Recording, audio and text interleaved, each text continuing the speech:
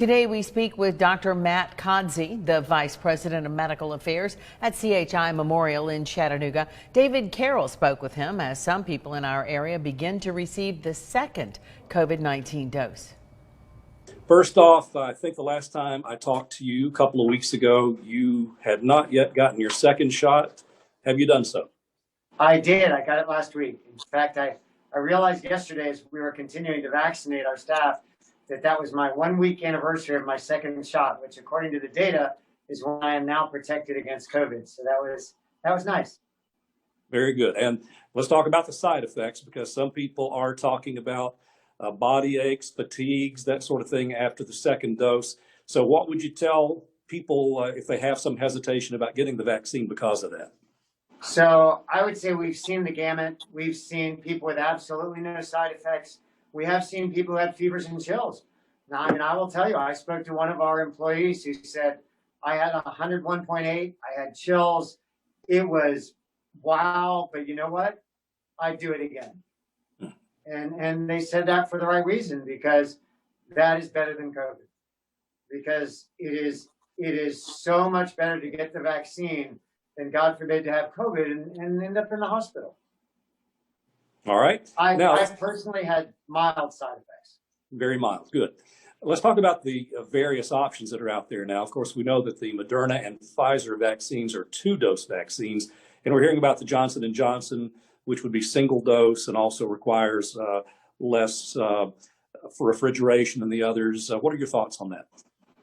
So I guess what I should say is right now the vaccines, of course, that we have final information on are the Pfizer and the Moderna, because they're approved. So we know that they're both about 95, 94% effective. The information is coming in on the Johnson & Johnson, the AstraZeneca, and they're looking good. We don't have the final information. I would say that the fact that they can be stored easier does not make them necessarily any better unless the final information shows that they are.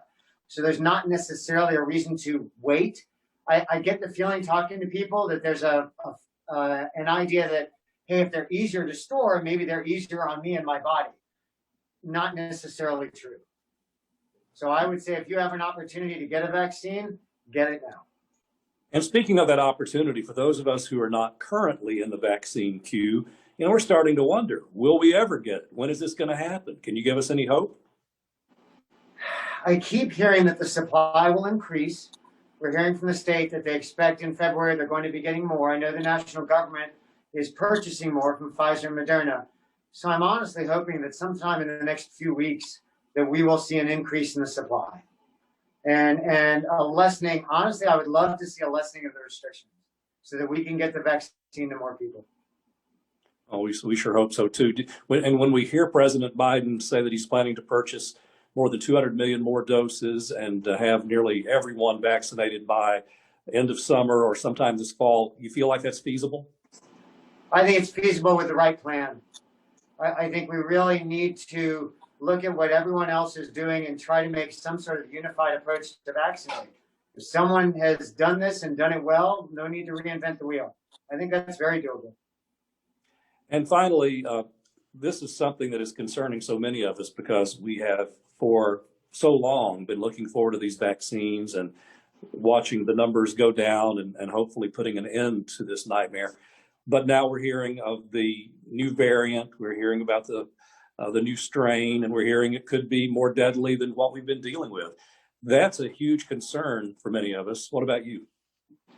So for now, what we're hearing, and the tests that they've done, they're preliminary, but the tests that have been done suggest that the vaccine we have now should be protective against the strain from the United Kingdom and the strain from South Africa. My understanding is from Brazil, they're not yet sure, so they're still evaluating that. They're still checking that. As far as being more deadly, my understanding so far is they are more contagious.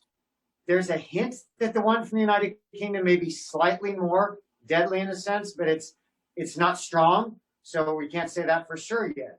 One thing I will say is that if they are more contagious, even if the virus itself is not more deadly, if more people catch it, we will certainly see more deaths.